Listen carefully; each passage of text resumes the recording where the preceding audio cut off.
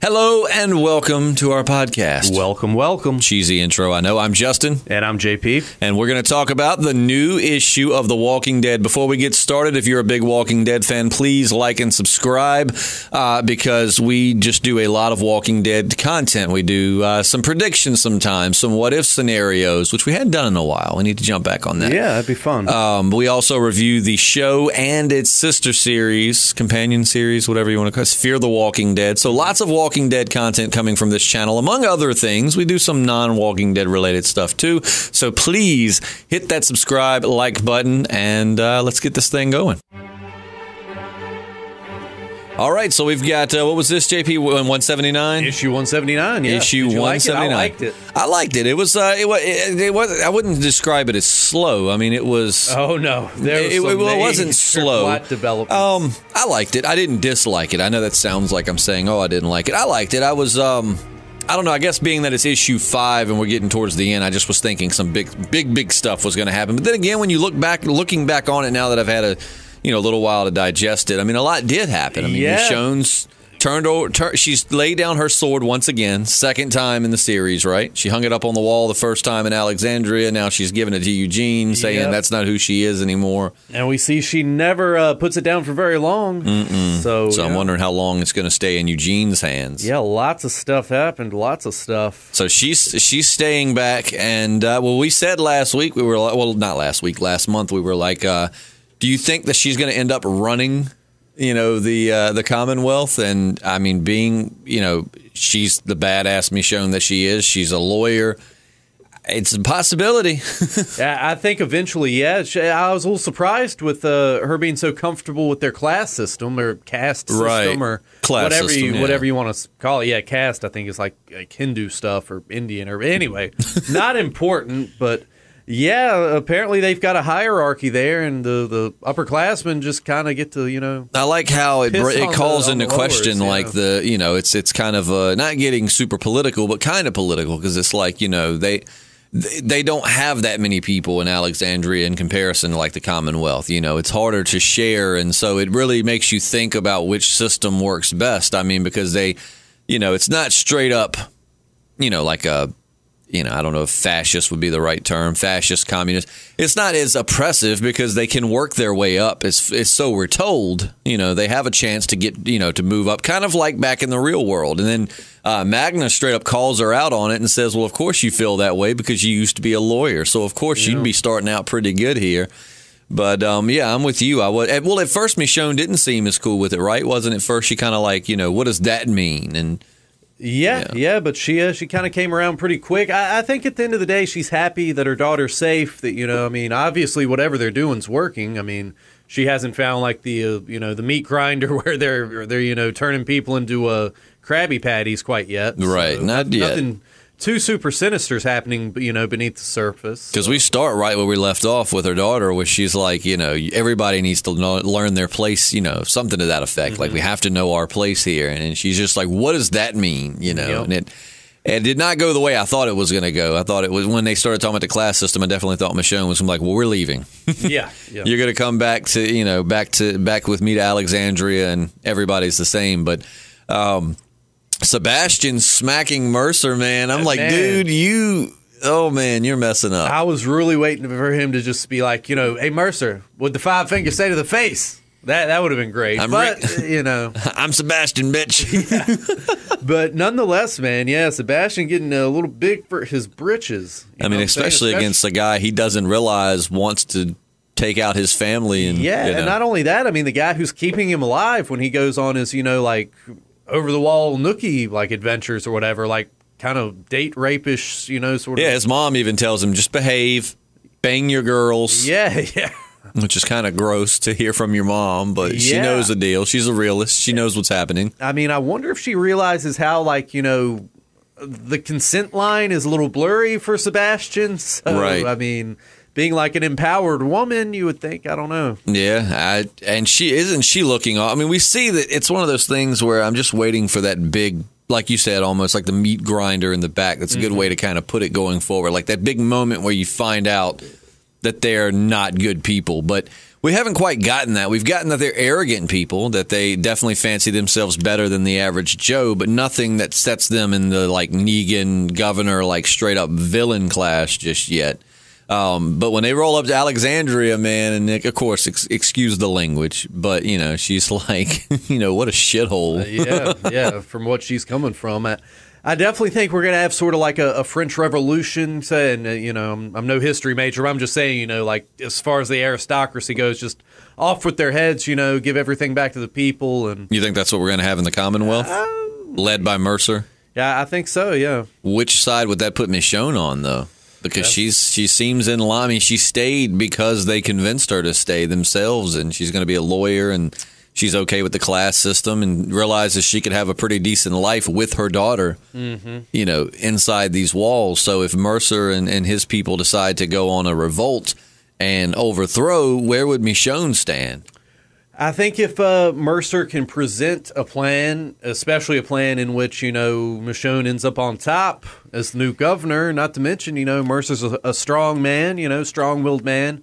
Sort of similar to Ezekiel. I mean, not that similar. Ezekiel was a lot jollier, but I mean, I think Michonne. I was going to say Mercer would kick King Ezekiel's ass. But I'm just saying he's a strong man. Right. People look up to him, and you know she's still kind of got that hole in her heart from Ezekiel. She does. Off by the Whisperers. That's the thing that kind of sucks about going month to month. You know, with issues, is we realize that a lot of this stuff hasn't been all that spread out. You know, I mean, she's still kind of reeling from the death of Ezekiel. To us, that was what, like 2 summers ago, right? You know, or even longer when his head was on the spike, and you know, now it feels like it's been forever, but for them it's probably not, because we haven't had any more time jumps, right? Since that, since the Whisperer War and all that, I don't think we've really skipped ahead. And I mean, again, and forgive us if there's something we forget, because I mean, I wish I had the time to go back before each podcast and reread the entire freaking series to make sure I was up to date on my stuff, but it's been running forever, but.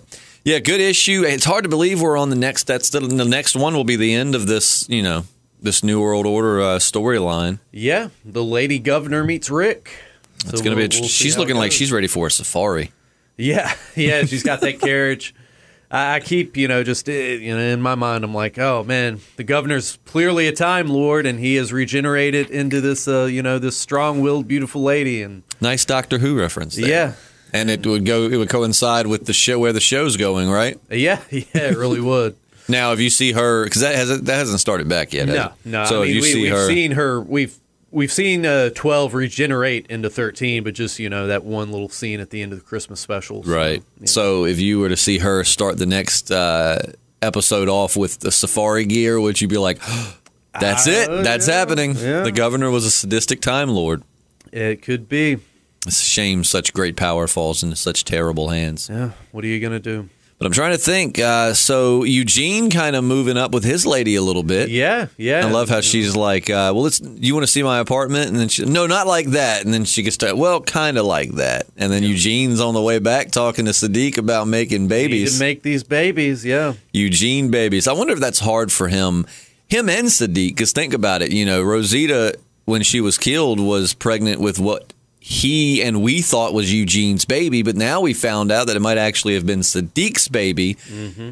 And so I bet that's just an awkward conversation. I mean, it's got to be hard for Eugene, considering he just lost his girlfriend and what he thought was his kid. And then it's probably really hard and awkward for Sadiq, because, I mean, essentially that probably was his baby that he just lost. Yeah, not to mention his new gal is nowhere near as hot as Rosita. I mean, Rosita probably more faithful, because Rosita did, kind of spread it around. But Yeah, Rosita was a little out there. She loved Eugene, just not in a physical kind of way. Right. So she was in a difficult situation. You gotta empathize with Rosita. Not trying to shame Rosita. I mean, right? No, oh no. I mean, that's real life. Sometimes things get complicated like that. You can love someone crazy, but still love someone else. I mean, it's not as cut and dry as like these love stories and movies want us to think it is, where it's just like, this is my one and all forever. Like some people find that, but sometimes it's difficult to, for some people to do that. So, I mean, I completely wouldn't shame Rosita for that, because, I mean, it's the apocalypse. There's so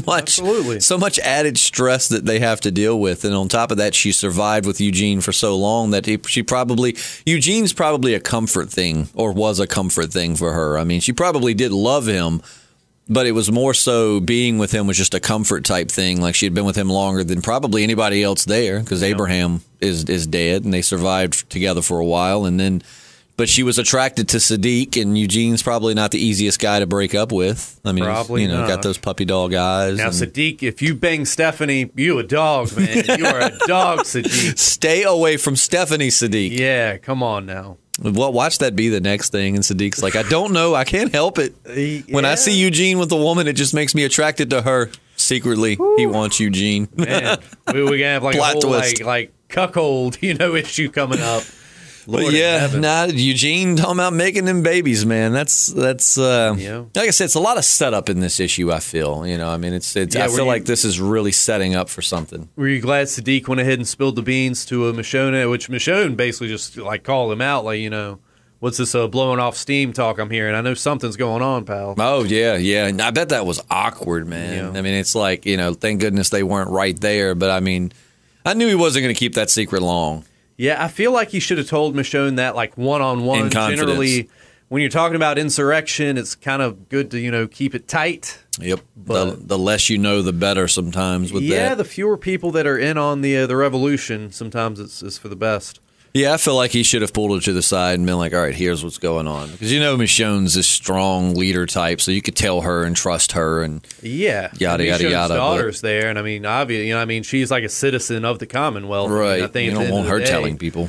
Yeah, she's going to do what's best for, for her. It seems like Elodie really doesn't want to leave. It seems it's that's what I like about Robert Kirkman, like the way he writes this series, is sometimes it blurs the line of what's right, what's wrong, what's good, what's bad. I mean, you think, for the last few issues, I've thought Elodie would just, like, run out those gates. Mama's home, let's get the hell out of here. Yeah. But then, she really doesn't seem like she wants to go anywhere. Like, she thinks that there's, a future there. Yeah, and Michonne's not trying to push her out the gate either, And like part of me was expecting her to be like, come with me to Alexandria, see how I've been living.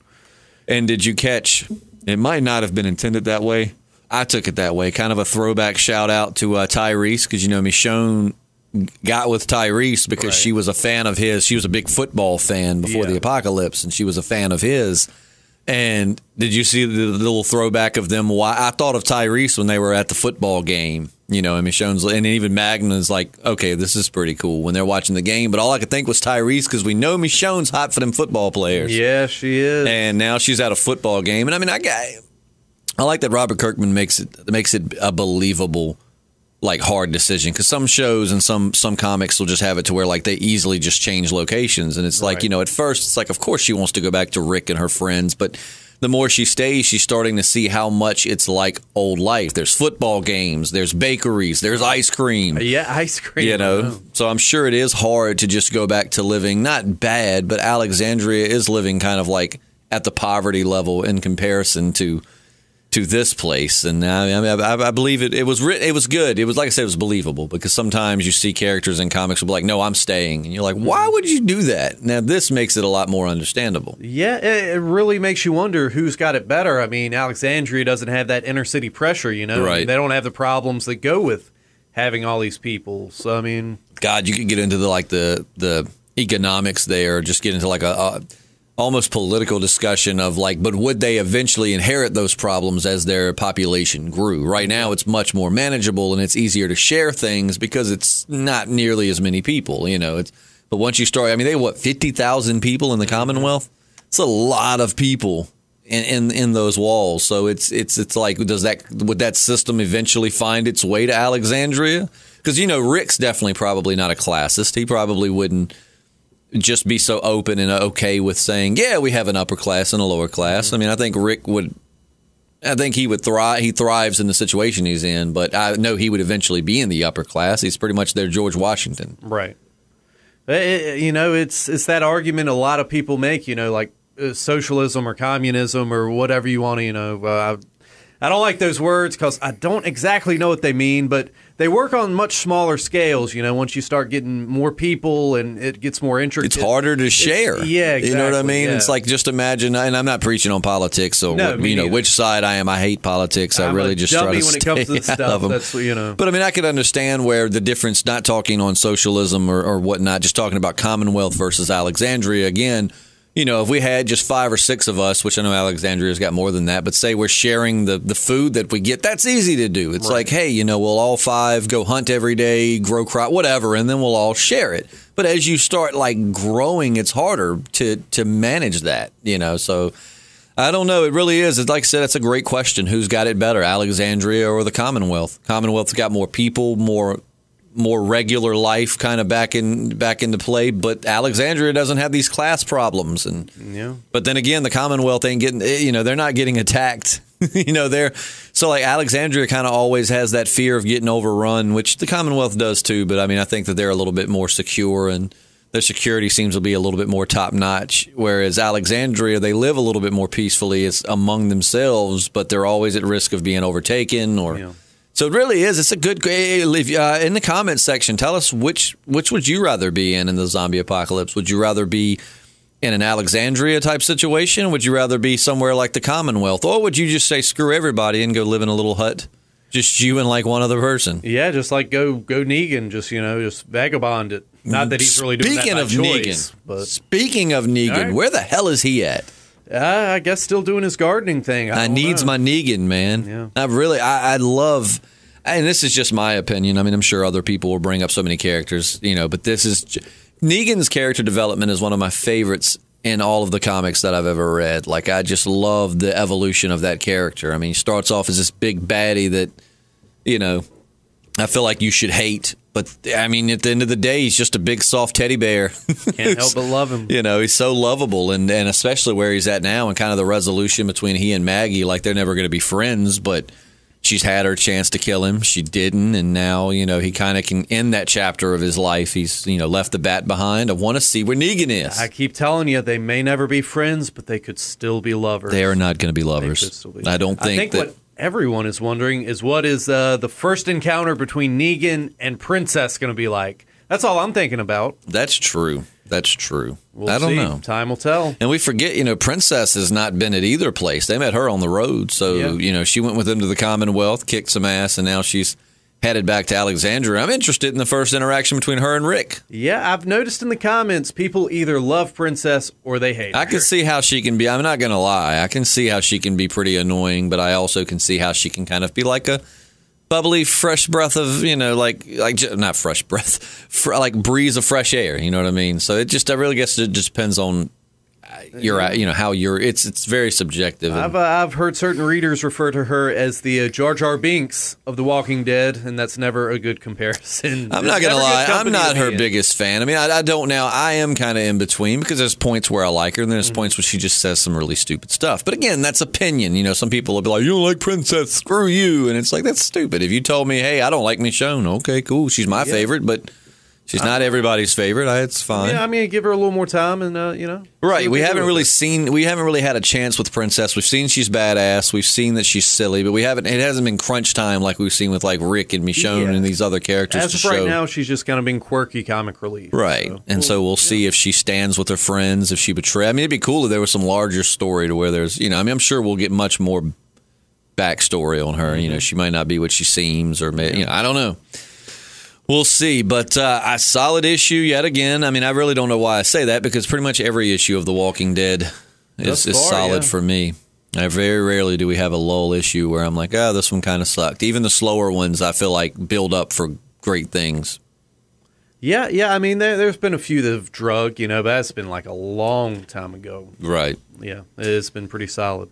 Well, I think that's pretty much everything there is to cover. Mercer is now, we're going to see Mercer meet Rick. Right? No, Mercer stayed. Did he stay back with Sebastian, or did he go with them? Yeah, he's with Sebastian. That was stupid of Sebastian. Yeah. That was stupid of the... Why wouldn't she take, her top... I don't know. I could understand, I guess, wanting to leave him behind, but I'm going across this, land of these new people I don't know, don't know what they're going to do, don't know what's out there. I'm taking my most badass guy with me. Well, I'm sure you've got enough security to keep the Commonwealth safe for a few days. But, I don't know. I really just can't wait for... I'm interested to see how they'll do it, too, because we've had characters in The Walking Dead that we were supposed to hate, but then they turn around. I'm interested to see if Sebastian's just going to be excuse my French, but a bitch the whole time, or if he's going to kind of get some, I would be happy to see him eaten alive. I'm just, I'd be happy to see Mercer throw a hatchet into the side of his head. Yeah, that too. But good issue. So instead of writing them down, just put your hand where I can't see it. We're going to do the 5-star rating system. We're going to rate the issue on a scale of 1 to 5 stars. So keep your hand down and pick your stars. If you want to do a half, then bring up one finger on the other hand. Okay. And then just pull it up, and let's see what you give it. Ready? 3, 2, 1. Yeah. We both did 4. Yeah. Nice. Yeah, I mean, 4. Not perfect, but, you yeah, I didn't want a bad issue. Again, it wasn't any huge. But, I mean, you can't have huge, crazy developments every issue, or then it just seems like it's just a mindless action series. You've got to have build-up and character development and all of these elements. So, great issue. Good stuff. I can't believe that this next one is the 6th. It's just crazy how time flies, because I still remember when the Whisperer War started, and that's like 2 summers ago, and now we're right 2 summers. Was that that was the summer of 2016? Yeah, 17. No, time I don't know, it's been a while. That I'm good with. But yeah, so the New World Order storyline is getting ready to come to a close. I'm excited to see what next issue holds. I just hate that we've got to wait a month till we get it. Same here. Especially being the comic shop that we go to might be closing. Yeah. We're going to have to go much Scary further times around here.